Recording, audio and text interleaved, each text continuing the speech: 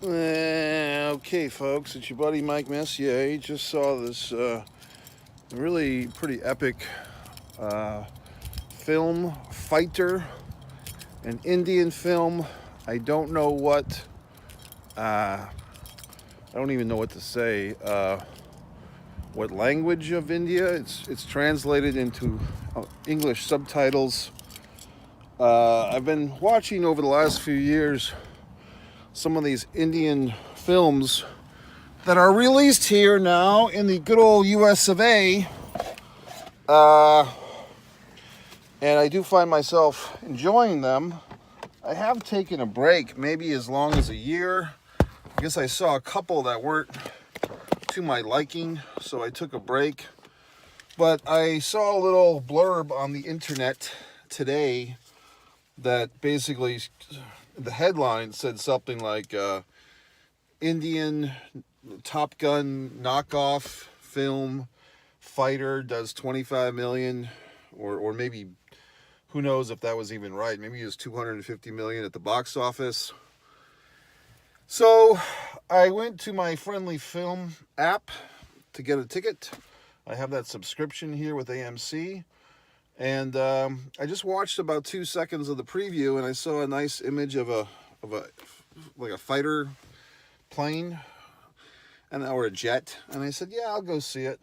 Um, Now, what I was expecting was basically a knockoff, like an Indian version of Top Gun, whether it was, I guess I was assuming Top Gun Maverick, with the same storyline and everything, and that was just based on the headline. I did not read the article. I don't like movies to be ruined for me. I find that a lot of these reviewers will ruin everything. By the way, there will be spoilers later, not quite yet. I'll let you know when. So I didn't read the reviews or even watch the trailer. I just thought, okay, I'm going to go see what they did with Maverick or Top Gun Maverick, and be pleasantly surprised or pleasantly disgusted or whatever the fuck. And that's all I really had going into this thing. I come into the theater.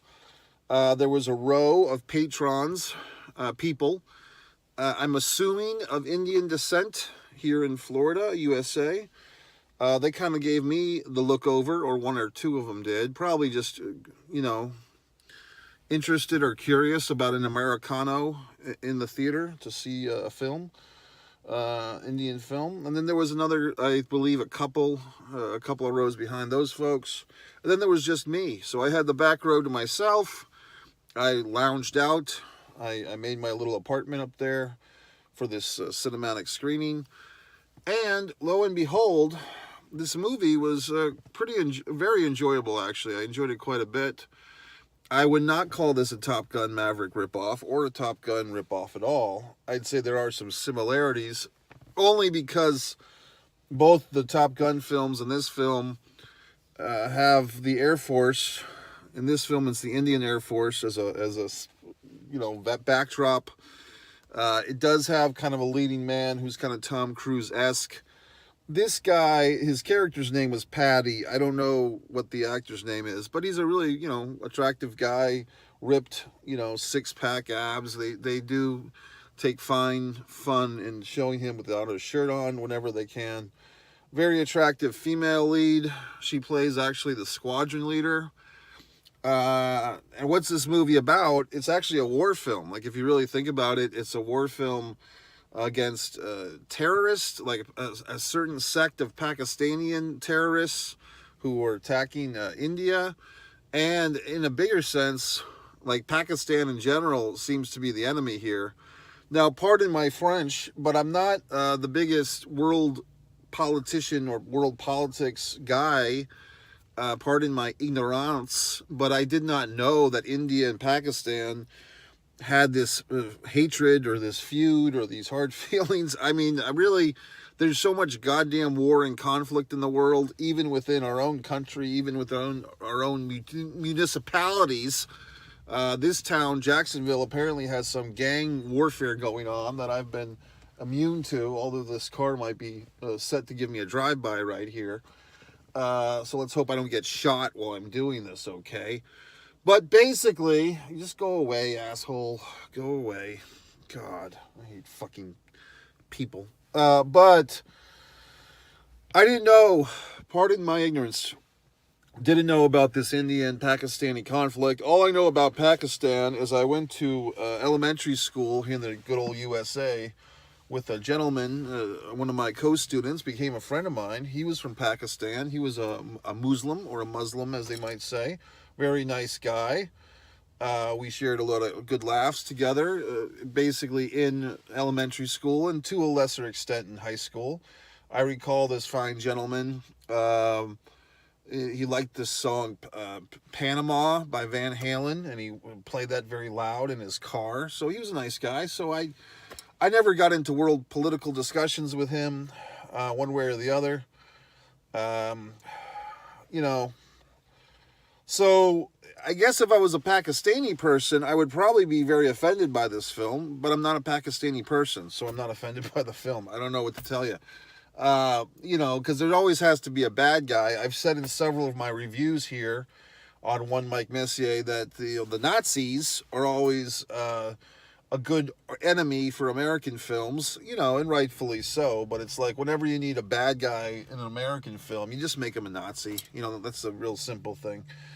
So I did not know that Indian people and Pakistanis were so against each other, but according to this film, that's what I would think. So I don't know, maybe just propaganda. So at times this film did feel like propaganda, pro-Indian, anti-Pakistani, or anti-Pakistani terrorist, at least, propaganda. But what can I tell you?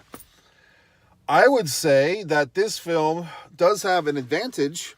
I saw Top Gun Maverick 5 times in the theater. 5 times. What I would say, the one flaw in Top Gun Maverick, from my memory, is that it did not really have a concrete enemy. And I think they did that on purpose, the filmmakers, because they wanted that film to be as universal as possible.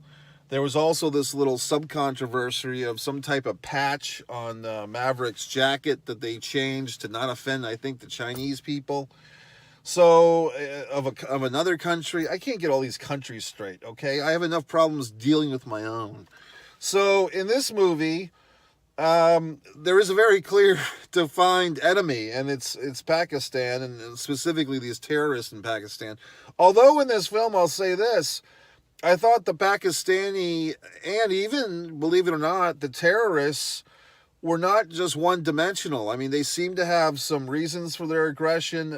You know, yes, they were the bad guys, and that is obvious, but especially with the Pakistani government, at least you saw some of their perspective in some weird way, I thought. I mean, I don't think it was totally cartoonish or totally, you know, the twisting mustache thing. I thought, you know, some of the bad guys in this movie did have their motivations and so forth. They do, spoilers, they do kind of pour it on at the end where they're talking about, you know, I cut off his finger one by one and then I burned the Indian flag. Like, they're really going for the home run here. And this movie had a lot of subplots. As in Top Gun, you have the deceased Goose, who kind of reemerges in the form of his son Rooster, played by Miles Teller. Okay, who I've had body contact with in my life. In this film, it's not a dead friend, it's even better. A dead lover. Our hero, Patty, has a dead, girlfriend, fiancé. Nothing better than a dead fiancé in a film. This woman that was also, you know, a fighter pilot, she died, and then her older brother is now Patty's captain. So of course he's got a dick up his ass. He's pissed off at Patty because of you, asshole Patty. My sister's dead.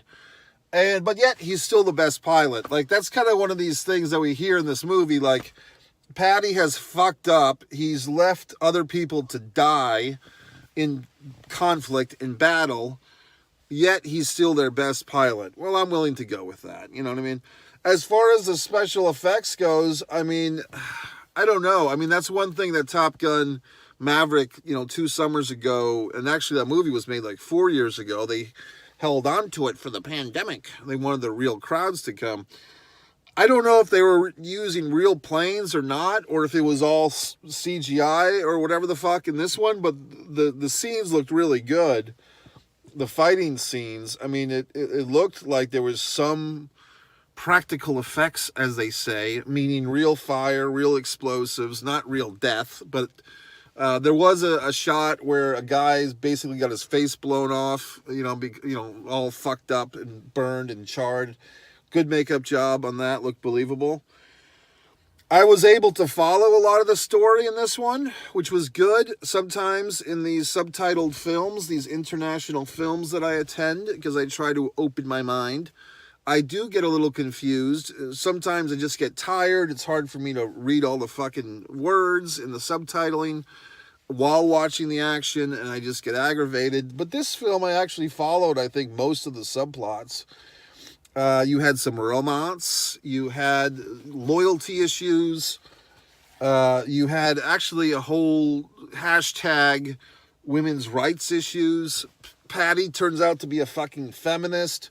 His current love interest in the film has been disowned by her own parents, especially her father, because they expected her to be a good little Indian lady and get married and have kids, and instead she became the fucking squadron leader for the Indian Air Force.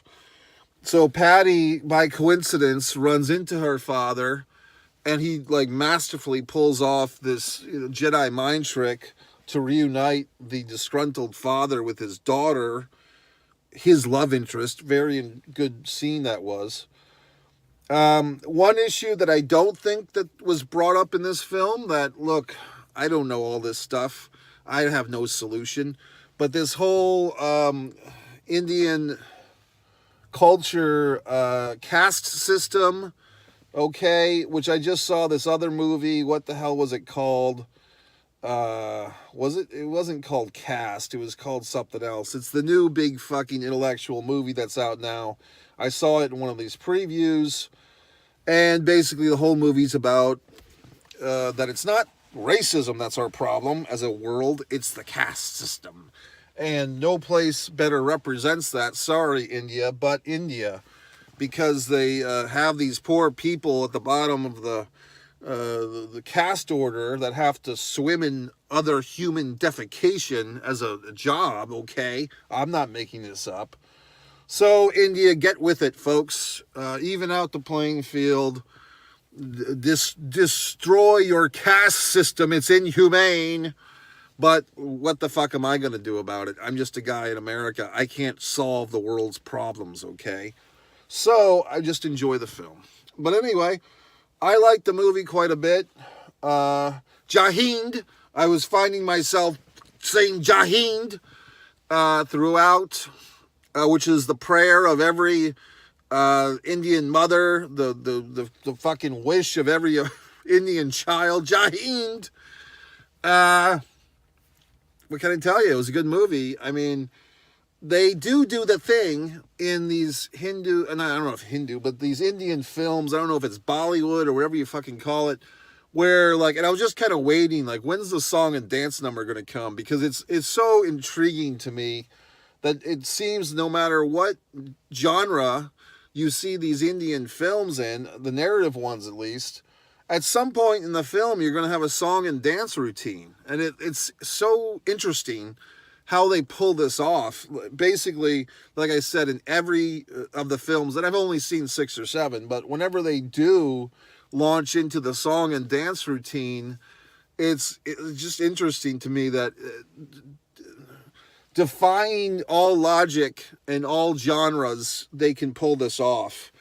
And with this dude, with this actor playing Patty, he kind of looks like a ripped up late 90s American rapper, with his button down short sleeve shirt open and his 6-pack abs. And he's got the hot chick, the hot Indian lady actress who's kind of, very demure in the film. But in these videos, in the middle of the film, she, kind of the Indian Beyonce or some such thing. So it's just interesting to me how they tie those in. And I do get a little, I don't know if it's supposed to be metaphorical, but are these dance routines and these music videos, is that supposed to actually be in the narrative of the film? Or is that just a side thing of subtext? are the characters, when they go back to the normal scenes, are they aware that they just did a fucking song and dance routine? Or is that kind of on a separate thread, is what I'm asking. And I think it's more like a mixture of both. Like, I don't think the stuff that happens in the song and dance routines is necessarily congruent with the rest of the film. It's supplemental. Okay, so it kind of feels like back in the old days, like in the US of A, you know, the 70s, the 80s, the 90s, going back to the Beatles and folks like that, folks, the Monkees, Head, from the people that gave you Head, the Monkees, and Jack Nicholson. They used to have bands like the Monkees and the Beatles that would make these feature films, and they would have these music videos that were part of the feature film. But you could also separate the videos from the film and enjoy them separately. With this, it's like, and then also you had a lot in the 80s, you know, movies like Vision Quest or Flashdance. You could watch the music videos on TV that were basically hyping up the movie, the soundtrack, etc., the VHS tape for purchase or rental. And in this, it's like the videos are in the goddamn movie while you're watching it. So it might be a good time to take a not a restaurant, but a restroom break. How about that? If you had a whole break to go to a restaurant in the middle of a film and came back at the end. 2 hours and 40 minutes, folks, of this thing. About 15 minutes of previews, a little bit shorter than the regular preview time. I had to take, once the movie got started, I took one facility break. From my point of view, I mean, I wasn't, you know, staring these people down the whole time, but I don't think any of my Indian film going friends or strangers that I'm just calling friends, I don't think any of them facilitated at all.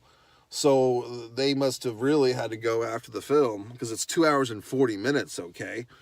I hope I entertained them by being there. They seem to be intrigued or confused as to why I would be in the audience, but I just like seeing movies, folks, okay? I don't discriminate, all right? I eat, but I don't discriminate.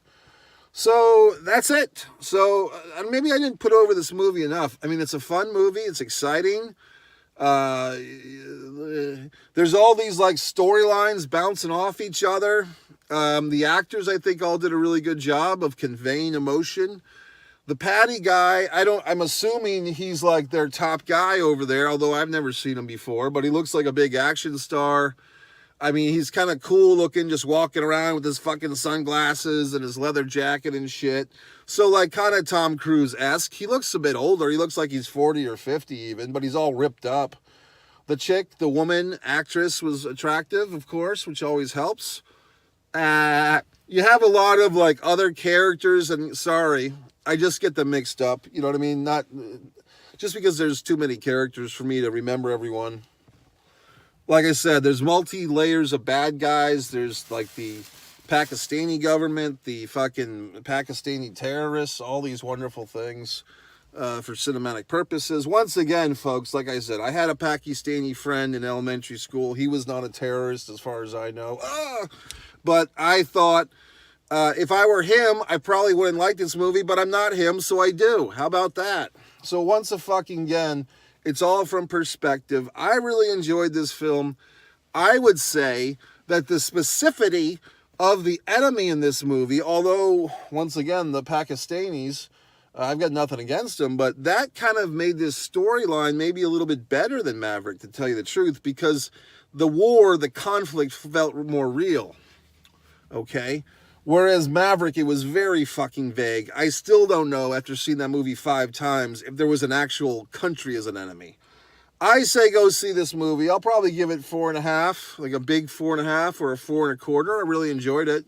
Nice job, fine folks. Your buddy, I'm an actor myself. You can cast me in one of your goddamn films. And Jai Hind, okay? And for my Pakistani friends, no Jai Hind. And for my Indian friends, Jai Hind. See? I covered all the bases. MikeMessier.com, One Mike Messier. If you want to see my wonderful films, go to One Man and a Camera Films. If you happen to be a pro wrestling fan, One Pro Wrestling and Sports Fan channel, MikeMessier.com. Scroll to the bottom and buy one of my books. Good night, folks. One artist, Mike.